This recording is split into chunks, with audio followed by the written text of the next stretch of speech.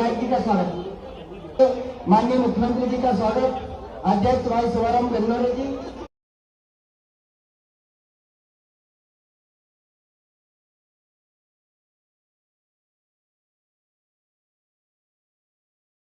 संत श्रोमणी रविदास जी महाराज की आज के इस कार्यक्रम में जोरदार अभिनंदन करो पूरे मंच का। एक ऐसे अतिथि महापुरुष हुए हमारे बीच 648 साल पहले,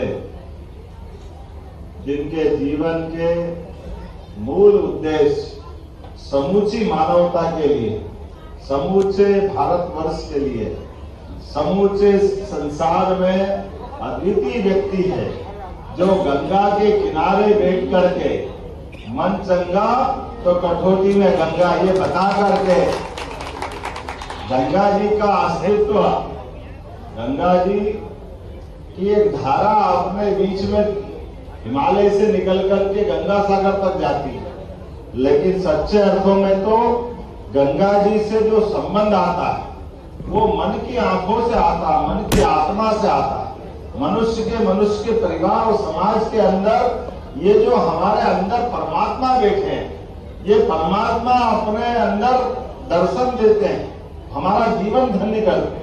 भगवान को कहीं और देखने की जरूरत नहीं है, अपने शरीर के अंदर देख लो, जिसको ये कहा गया है आत्मा सो परमात्मा, आत्मा में ही परमात्मा।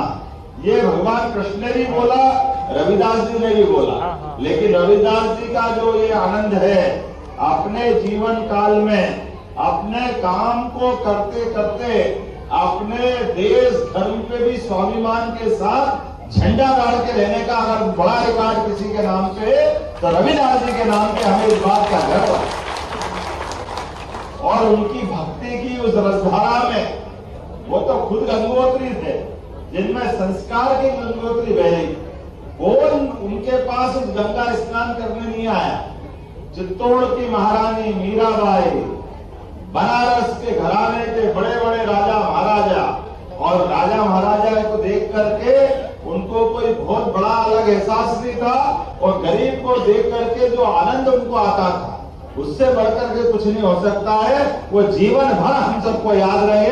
ऐसे रविदास जी महाराज को प्रणाम करता हूं, और आनंद के साथ आप और हम सब मिलकर के जो रविदास जी ने जीवन में धारण किया कि भक्ति भी रखना है, लेकिन भक्ति के साथ साथ अपने को कर्मवाद के सिद्धांत से भी जोड़ना। संत शिरोमणि अगर कोई है, जिसको मैंने कहा पारस मणि से भी बड़ी जिसके पास है, कि संतों की शिरोमणि जो है वो है रविदास जी के नाम पर।